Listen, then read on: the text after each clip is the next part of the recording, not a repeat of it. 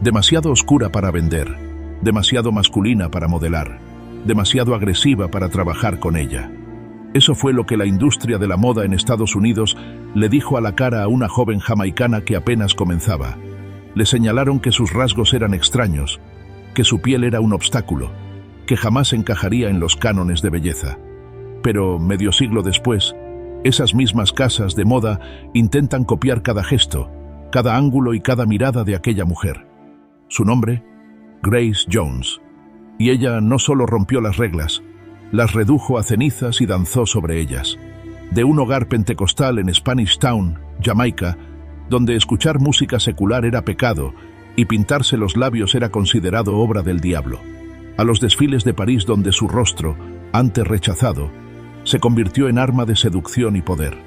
De las noches salvajes en Estudio 54, donde la cocaína corría como champaña, al histórico momento en la televisión británica cuando abofeteó a un presentador en vivo, provocando tanto fascinación como miedo. Pero esa gloria tuvo un costo. Drogas, traiciones financieras, la pérdida de amigos durante la epidemia del SIDA y relaciones personales marcadas por el control y la violencia. Todo eso casi la destruye. Y aún así, décadas después, con 64 años, frente al Palacio de Buckingham, Grace Jones hula hoopeó durante 4 minutos sin detenerse, demostrando que ni la edad, ni la industria, ni los prejuicios podían encadenarla. La pregunta es inevitable. ¿Por qué una sola mujer pudo aterrorizar a toda una industria?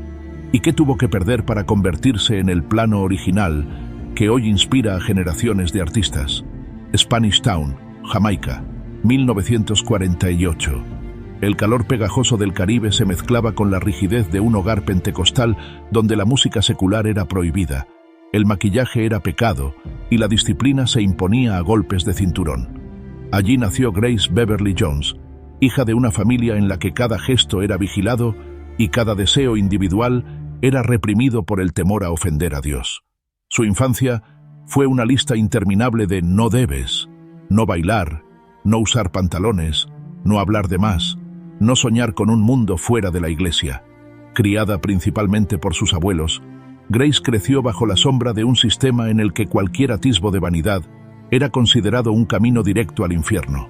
Imagina a una niña que no podía pintarse las uñas sin sentir que estaba traicionando a su fe, que escondía en secreto trozos de revistas para contemplar lo prohibido, páginas de Vogue arrancadas y pegadas en las paredes de su habitación. Cada imagen de mujeres fuertes y glamorosas era para ella un acto de resistencia silenciosa, una chispa de rebeldía que ardía bajo capas de represión. Cuando cumplió 13 años, su vida dio un giro. Se trasladó a Syracuse, Nueva York, para reunirse con sus padres, quienes también se habían convertido en ministros religiosos. Pero en lugar de hallar libertad, Grace descubrió que las mismas cadenas la seguían hasta el norte. La estricta moralidad de su familia cruzó el océano con ellos. Sin embargo, ya había algo en ella que no podía ser contenido. Una necesidad visceral de expresarse, de encarnar a alguien más allá de las reglas impuestas.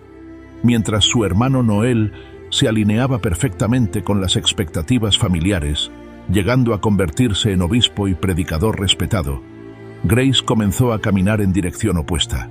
Se maquillaba a escondidas, coleccionaba joyería barata como si fueran reliquias sagradas y experimentaba con la construcción de una identidad que desafiaba los dogmas.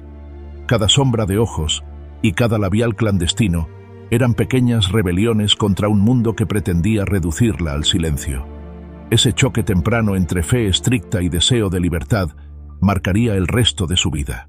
La niña castigada por pintarse los labios sería la mujer que más tarde aparecería en un escenario cubierta de pintura tribal, convertida en escultura viviente. La adolescente que escondía revistas de moda en un cajón terminaría dictando la estética de toda una generación. En la represión, Grace encontró la materia prima de su futuro, la certeza de que la autenticidad se paga con un precio, pero también con poder. Cuando en 1998 cumplió 18 años, Grace tomó la primera decisión radical que definió su destino. Presentó su portafolio en Wilhelmina Models, una de las agencias más reconocidas de Nueva York. Frente a los agentes, su estatura de 1,75 metros Su piel oscura y sus rasgos angulosos recibieron una respuesta inmediata y cortante. Gracias, pero no. El mensaje era claro. Su belleza no era comercial, su rostro no era vendible. Su existencia no encajaba en la caja estrecha de la moda estadounidense de finales de los 60. Pero Grace no era de las que se rendían, ni de las que buscaban aprobación.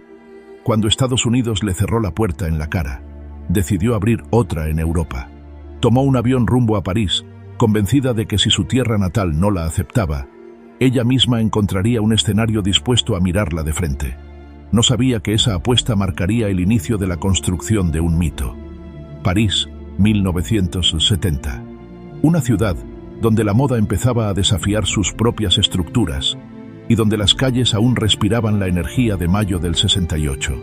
Grace Jones llega con poco dinero, un portafolio bajo el brazo y la determinación de no volver a escuchar un no definitivo.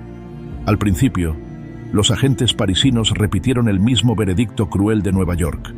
Eres demasiado oscura, no te puedo vender.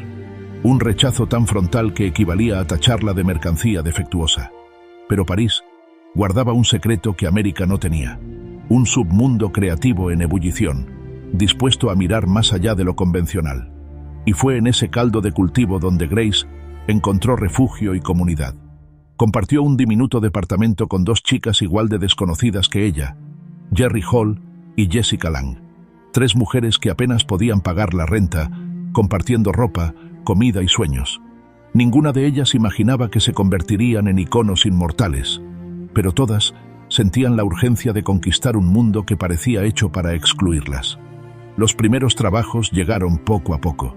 Yves Saint Laurent fue de los primeros en mirarla de otro modo.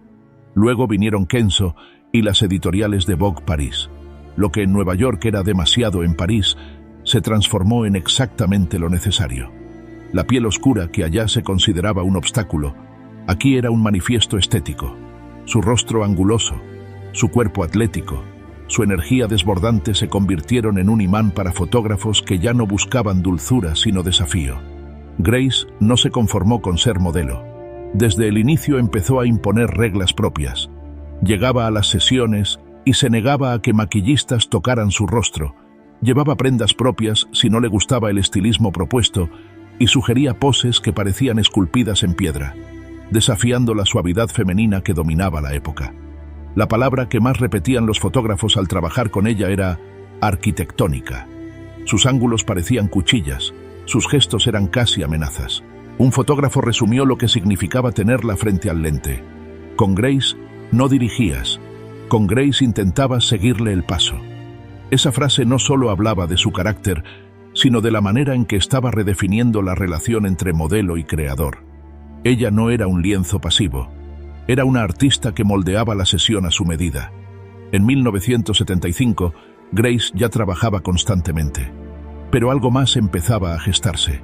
En cada pasarela y en cada portada construía una persona que trascendía la moda, fuerte, andrógina, indomable. Cada fotografía transmitía incomodidad y fascinación al mismo tiempo. Su presencia intimidaba porque ponía en duda qué era femenino, qué era bello y quién tenía derecho a ocupar un espacio en la industria. Esa construcción no era casual. Grace había entendido que para sobrevivir en un mundo que intentaba encasillarla, debía convertirse en una figura más grande que cualquier crítica. Y en París, rodeada de artistas inconformes, encontró la libertad para diseñar esa criatura híbrida entre mujer, escultura y huracán. El eco de su transformación cruzó fronteras. Los mismos que en Nueva York la rechazaron empezaron a verla en editoriales europeos y a preguntarse si no habían cometido un error monumental. Pero Grace no planeaba regresar a suplicar. Ya había aprendido que cuando un sistema te cierra la puerta, lo mejor es inventar una nueva casa. En esos años, París era también la capital de las noches infinitas. Discotecas, cabarets, performances experimentales. Y fue en ese ambiente donde Grace empezó a coquetear con algo más grande que la moda, la música y el performance. Lo que había nacido como un trabajo se estaba transformando en un campo de batalla artístico. Y Grace estaba a punto de llevarlo al límite. Porque si en las pasarelas ya parecía demasiado, en los escenarios de clubes como Le Sept o en los pasillos de Estudio 54 se volvería peligrosa, impredecible, inolvidable, y el mundo apenas estaba preparado para su siguiente metamorfosis. Nueva York, finales de los 70. Mientras en París Grace ya era reconocida como musa de fotógrafos y diseñadores, en Manhattan se estaba escribiendo otro capítulo de la historia cultural. El nacimiento de Estudio 54, la discoteca que se convertiría en símbolo de exceso, libertad y desenfreno. Allí no solo se bailaba, se creaban mitologías. Andy Warhol, Mick Jagger, Bianca, Bowie. Todos eran parte de un carnaval donde las reglas se derretían bajo luces estroboscópicas. Y en el centro del huracán apareció Grace Jones. Ella no llegó como invitada más, llegó como espectáculo viviente. En 1977 firmó con Island Records y lanzó su versión de La Vie en Rose. Una jamaicana interpretando un clásico francés sobre una base disco era, en teoría, una receta para el fracaso. Pero la voz profunda y dominante de Grace, sumada a una presencia escénica que parecía desafiar a la física, convirtió la canción en himno de una nueva era. Desde entonces, ya no era solo modelo, era performer, cantante, escultora de sí misma. Las noches en Estudio 54 se volvieron su laboratorio. No eran conciertos, eran acontecimientos. Bajaba desde el techo en jaulas, aparecía envuelta en estructuras geométricas imposibles. Se dejaba pintar el cuerpo por Keith Haring hasta volverse lienzo viviente. Cada presentación era un manifiesto visual. La moda ya no bastaba. Grace estaba construyendo un lenguaje entre música, arte y amenaza. Pero aquel brillo también tenía un costo. En Estudio 54 la cocaína circulaba como brindis de champaña. Era el combustible invisible que mantenía despierto a todo un imperio de artistas hasta el amanecer. Grace participó, como tantos otros, sin medir aún el precio. La droga era parte del ritual nocturno, una especie de pase mágico que parecía dar más energía, más poder, más confianza. Nadie advertía que detrás venía la factura. En paralelo, conoció a Jean-Paul Goude, artista y fotógrafo francés, que no solo se convirtió en su pareja, sino en arquitecto de buena parte de su iconografía. Juntos diseñaron imágenes que todavía hoy resultan radicales. Grace con el cabello en flat top, pintada con patrones tribales, convertida en ángulos imposibles que desafiaban al ojo humano. Gaud confesó años más tarde: queríamos intimidar al público, y lo lograron. Ese proyecto de intimidación deliberada convirtió a Grace en algo que la moda jamás había visto. Ya no era un rostro que vendía ropa. Era un ser que generaba incomodidad, fascinación y temor en la misma medida. El mundo no sabía si aplaudirla o protegerse de ella, y en esa ambigüedad radicaba su poder. Pero los excesos acumulaban tensión, porque cuando alguien juega constantemente en el límite entre el arte y el caos, entre la lucidez y la adicción, entre la fama y la autodestrucción, el estallido es inevitable. Grace Jones había creado a la diosa indomable de la noche, pero la pregunta ya estaba sembrada: ¿cuánto podía durar un cuerpo humano sosteniendo semejante máscara? El momento decisivo llegaría en 1981, frente a millones de televidentes británicos, cuando la furia contenida explotó en vivo. Una bofetada transmitida por televisión se convertiría en símbolo de toda una filosofía. Grace Jones no aceptaba ser ignorada. Octubre de 1981. El set de la televisión británica está iluminado con luces intensas. En el programa de Russell Harty, Grace Jones se sienta imponente con hombreras arquitectónicas y una mirada que podía cortar el aire. Harty, en un gesto de descortesía apenas disimulado, gira su cuerpo para entrevistar a otro invitado, mientras ella permanece a un lado, ignorada. Lo que sucede después se convertiría en leyenda. Grace levanta la mano y lo golpea en la espalda, una y otra vez, en vivo, frente a millones de espectadores. La audiencia jadea. Los periódicos al día siguiente hablan de ella como volátil, peligrosa, inestable. El establishment británico la demoniza, pero lo que muchos no entendieron entonces fue que aquel gesto era más que una rabieta. Era la reacción visceral de una mujer negra que se negaba a ser invisibilizada por un hombre blanco en su propio escenario. No era solo una bofetada a Harty, era un golpe simbólico contra cada agente que le dijo demasiado oscura. contra cada fotógrafo que quiso controlarla, contra cada productor que creyó poder minimizarla. La industria, sin embargo, reaccionó con frialdad. Productores y conductores comenzaron a etiquetarla como conflictiva, difícil de manejar. Las invitaciones se redujeron y el rumor de "cuidado con Grace" empezó a circular en los pasillos de la moda y el entretenimiento. Pero, paradójicamente, aquella misma polémica amplificó su mito. La mujer que intimidaba hasta en vivo, la figura que no pedía permiso para existir. En paralelo, Grace ya había conquistado otro territorio, el cine. En 1984, interpretó a la guerrera Zula en Conan the Destroyer junto a Arnold Schwarzenegger, quien confesó sentirse intimidado por su fuerza. Un año más tarde se transformó en Mayday, la asesina imparable en la película de James Bond, A View to a Kill. Su imagen en pantalla grande consolidó lo que ya se rumoraba en la cultura pop. Grace Jones no era solo modelo ni cantante, era un fenómeno multidisciplinario que dominaba cada espacio donde aparecía.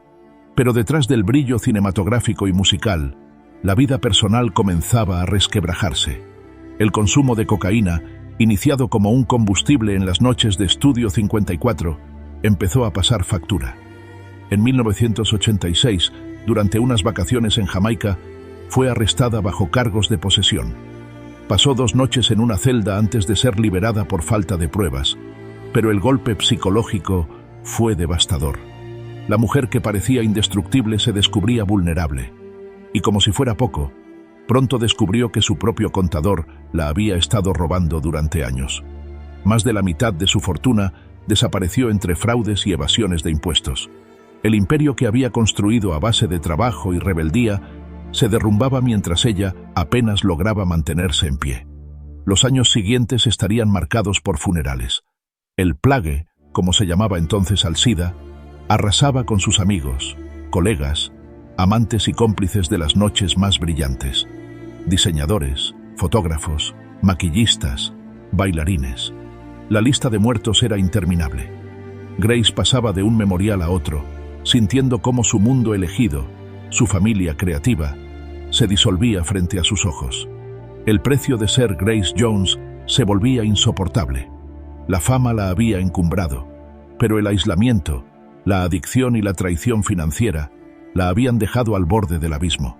Lo que había empezado como un desafío contra la norma se estaba transformando en una batalla por su propia supervivencia. Después del arresto en Jamaica y del descubrimiento de la traición financiera, Grace Jones comprendió que la máscara de invencibilidad debía caer, aunque fuera por un instante. Entró a un centro de rehabilitación. Allí, entre paredes frías y rutinas de disciplina, se enfrentó al espejo más duro, su propio reflejo, sin maquillaje, sin luces, sin público.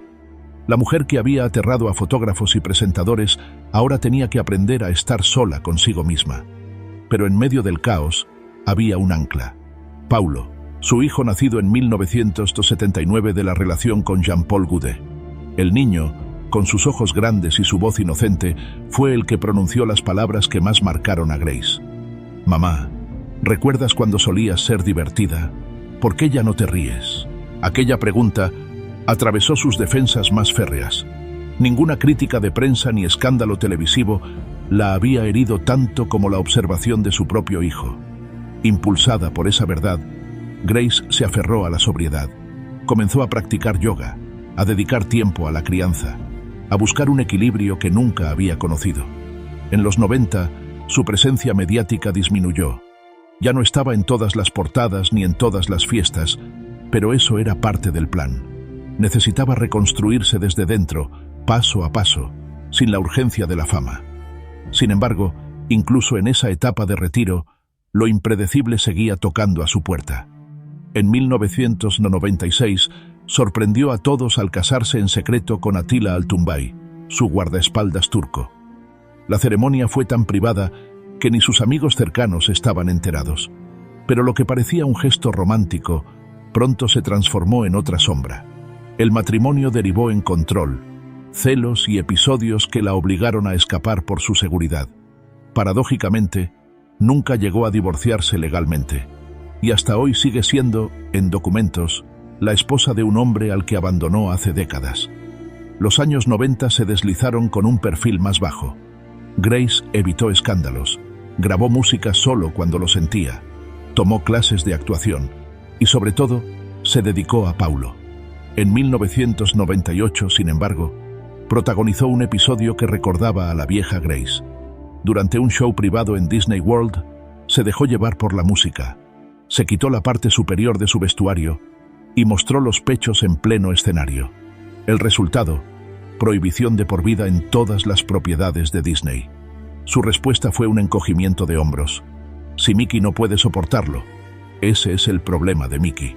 Ese contraste entre la madre que buscaba estabilidad y la artista que seguía desafiando normas definió su reconstrucción. No era una retirada, era un repliegue estratégico.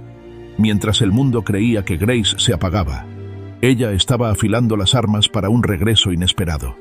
La historia de Grace Jones nunca podría narrarse como una simple línea recta de ascenso y gloria. Su vida estuvo marcada por curvas bruscas, contradicciones y regresos inesperados.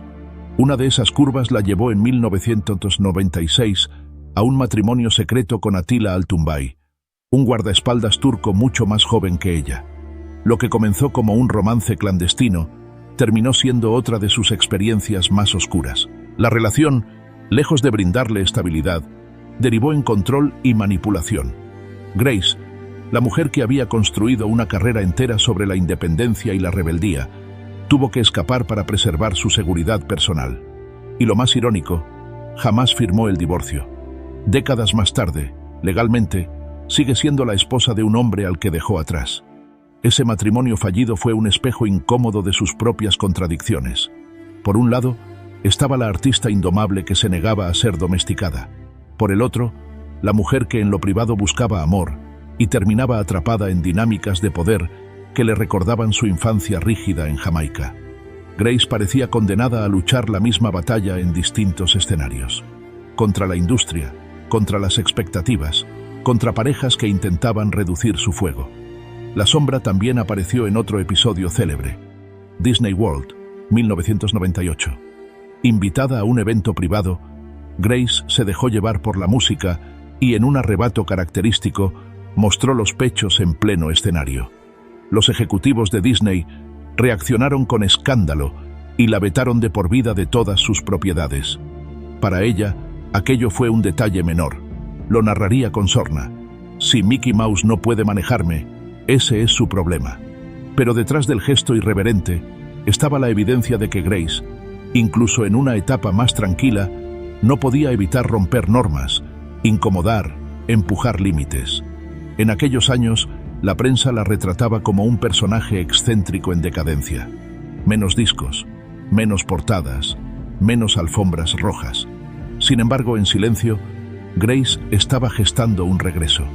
Practicaba yoga con disciplina, componía sin prisa, seleccionaba proyectos que realmente la estimulaban. Su vida transcurría entre París, Nueva York y Jamaica, criando a su hijo Paulo y evitando el ojo público que casi la había destruido en los 80. La pregunta era: ¿podía reinventarse después de tanto escándalo, después de tantas pérdidas, después de la etiqueta de incontrolable que la industria le había pegado como un tatuaje imborrable? La respuesta llegaría en forma de música, décadas después, cuando todos creían que Grace Jones ya era un mito del pasado. Pero como ella misma dijo alguna vez: nunca me retiro, solo me tomo descansos dramáticos. En 2008, cuando muchos daban por sentado que Grace Jones era apenas un recuerdo brillante de los 70 y 80, apareció con un rugido inesperado: Hurricane, su primer álbum de estudio en 19 años. Tenía 60 años. En una industria que suele descartar a las mujeres pasados los 30, el simple hecho de publicar un disco era un desafío. Pero Hurricane no fue un ejercicio nostálgico ni una repetición de fórmulas. Fue un manifiesto vital. Las canciones eran confesionales, duras, a ratos autobiográficas. Con la producción de Sly and Robbie, mezclaba reggae, electrónica y spoken word con un filo contemporáneo que sorprendió a la crítica. En temas como William's Blood, cantaba sobre la herencia de su familia religiosa y su propia fuga hacia la libertad. En This Is, Describía la identidad que había construido contra todos los pronósticos. Y en Corporate Cannibal, con un videoclip donde su rostro se distorsionaba digitalmente, anticipaba la estética de la era del arte en 3D. Con 60 años, seguía dictando el futuro. El público y los críticos entendieron el mensaje. Grace Jones no era una reliquia, era una creadora activa, aún peligrosa, aún impredecible. Las giras de presentación confirmaron su vigencia. Subía al escenario con trajes escultóricos, sombreros imposibles, plumas, espejos, siempre teatral, siempre al borde de la exageración, y sin embargo, imposible de apartar la mirada. El momento más icónico de esta etapa llegó en 2012, durante el Diamond Jubilee de la reina Isabel II. Frente al Palacio de Buckingham, transmitido a todo el mundo, Grace interpretó Slave to the Rhythm mientras hula hoopeaba durante 4 minutos sin detenerse ni perder el aliento. Tenía 64 años. La multitud enloqueció. No era solo una canción. Era una prueba física y simbólica de resistencia. Todos los artistas invitados hicieron presentaciones correctas, respetuosas, previsibles. Ella, en cambio, convirtió el evento en un espectáculo inolvidable, apropiándose del escenario más institucional de Inglaterra para recordarle al planeta que aún seguía siendo la mujer que jamás aceptó encajar en moldes. Ese número fue más que un show. Fue un gesto de desafío a la edad, a la industria, al sistema cultural que intenta jubilar a las mujeres antes de tiempo. Grace, en su 7ª década de vida, mostraba que la vitalidad no depende de años, sino de la decisión de seguir rompiendo límites. Su renacimiento no significó volverse dócil. En entrevistas seguía siendo mordaz, impredecible, divertida y aterradora en la misma medida. Atacaba a artistas contemporáneas por copiar su estilo sin comprenderlo. Denunciaba la superficialidad de la cultura pop moderna y defendía su derecho a ser irrepetible. En cada declaración, en cada show, en cada nota de Hurricane, quedaba claro: Grace Jones había sobrevivido a todos los intentos de destruirla y estaba de vuelta para recordarle al mundo que su historia aún no había terminado. Cuando Grace Jones apareció en el escenario del Diamond Jubilee en 2012, girando el aro con una destreza hipnótica, selló una verdad que muchos ya intuían. Lo suyo no era solo música, moda o cine, era legado. A sus 64 años, la mujer que un día fue llamada demasiado oscura y demasiado masculina, estaba recordándole al mundo que lo imposible era su territorio natural. Ese mismo espíritu atravesó sus memorias publicadas en 2015, tituladas con ironía I'll Never Write My Memoirs. En esas páginas, Grace no solo narraba sus excesos y victorias, sino que lanzó un mensaje incendiario contra la generación que la siguió. Señaló directamente a artistas como Lady Gaga, Madonna, Rihanna y Miley Cyrus, acusándolas de copiar la superficie de su estilo, los atuendos, las poses, el atrevimiento, sin asumir el riesgo real que ella había enfrentado. «Soy el plano original», escribió. Y tenía razón. Antes de que el término shock value se convirtiera en estrategia de marketing, ella ya lo había hecho con autenticidad y con un costo personal altísimo. Su influencia es tangible en cada esquina de la cultura pop. Diseñadores siguen reinterpretando las líneas geométricas de sus vestuarios. Fotógrafos evocan la fuerza andrógina de sus poses. Cantantes pop se inspiran en la teatralidad de sus conciertos. La moda, la música y el arte contemporáneo beben constantemente de una fuente que lleva su nombre. Pero más allá de la estética, su legado toca terrenos sociales profundos. En un mundo donde las modelos negras eran marginadas, Grace abrió espacio a base de pura confrontación. Demostró que la piel oscura no era un obstáculo, sino un manifiesto. Su androginia radical cuestionó las nociones rígidas de género mucho antes de que los debates sobre fluidez se volvieran mainstream. Y su negativa a ser amable o fácil de tratar ofreció a generaciones enteras el permiso de ser difíciles, raros, exigentes. En 2018, Jamaica le otorgó la Orden de Jamaica, uno de los más altos honores nacionales. La niña, que había crecido en un hogar religioso opresivo, fue reconocida como símbolo de orgullo cultural de su tierra. Un círculo se cerraba. La exiliada, la marginada, la irreverente, regresaba como heroína. El impacto también es medible en números y hechos concretos. Más de 4 décadas de carrera, colaboraciones con gigantes de la música y el cine, portadas que redefinieron lo que era bello y lo que no. Artistas visuales han dedicado exposiciones completas a su iconografía. Universidades han analizado sus performances como piezas de resistencia política. Museos incluyen sus retratos en colecciones permanentes. Quizá lo más revelador es cómo las nuevas generaciones la nombran. No hablan de ella solo como cantante o modelo, sino como arquitecta de una actitud, la de la autonomía absoluta. Grace Jones enseñó que ser demasiado fuerte, demasiado rara, demasiado intimidante, podía ser la clave de la inmortalidad cultural. Su legado, entonces, no son solo discos o películas, sino el permiso que le dio a todo aquel que alguna vez se sintió fuera de lugar. El permiso de ocupar el escenario, de gritar más fuerte, de mirar a la cámara sin pedir perdón. El mito de Grace Jones, como todo mito poderoso, no está exento de controversia. Para algunos, su legado es incuestionable. Abrió caminos, rompió cadenas, redefinió belleza y género. Para otros, su figura genera dudas incómodas. ¿Hasta dónde llega el arte y dónde comienza la violencia?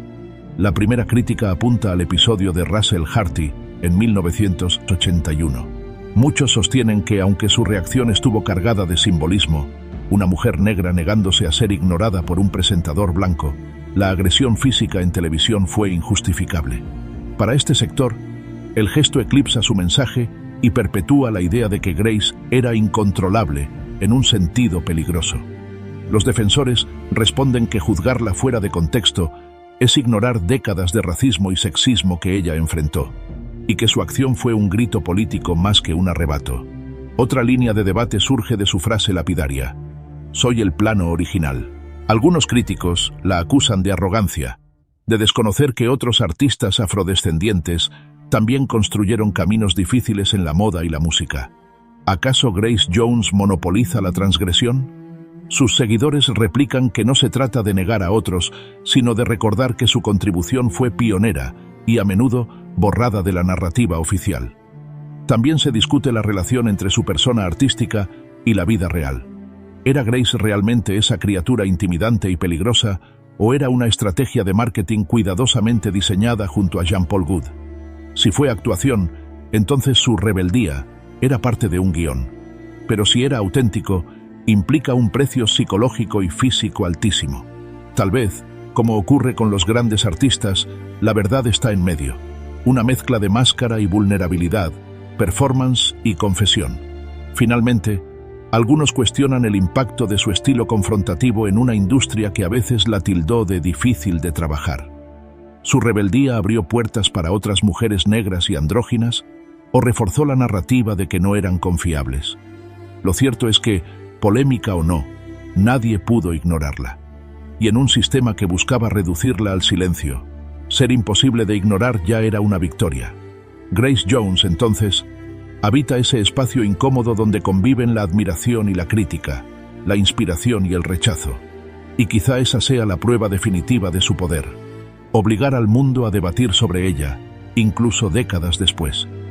De una infancia rígida en Spanish Town, marcada por rezos y prohibiciones, hasta el escenario del Palacio de Buckingham donde giró un hula hoop a los 64 años, la vida de Grace Jones trazó un arco que pocas figuras culturales han recorrido con tanta intensidad. Cada paso suyo fue una declaración de guerra contra los moldes, demasiado oscura, demasiado masculina, demasiado peligrosa y, sin embargo, demasiado inolvidable como para ser ignorada. El precio que pagó fue alto: drogas, traiciones financieras, relaciones abusivas, el aislamiento de ser considerada difícil, la muerte de amigos queridos en la epidemia del SIDA. La mujer que parecía indestructible descubrió muchas veces la fragilidad, pero incluso en sus momentos más oscuros, siempre encontró la manera de regresar, de reconstruirse, de reclamar el escenario como propio. La recompensa no fue solo fama ni dinero, ambos efímeros. La verdadera victoria de Grace fue convertirse en un símbolo de autonomía. Una mujer negra, caribeña, andrógina, que no pidió permiso para ocupar espacio y que convirtió sus defectos en armas de poder. Ese es su legado. Demostrar que la diferencia, la incomodidad y la rareza pueden ser la base de la grandeza.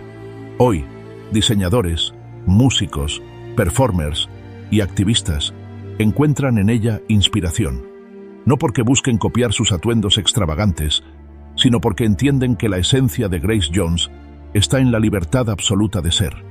Convirtió la intimidación en arte, el escándalo en plataforma y la autenticidad en estandarte.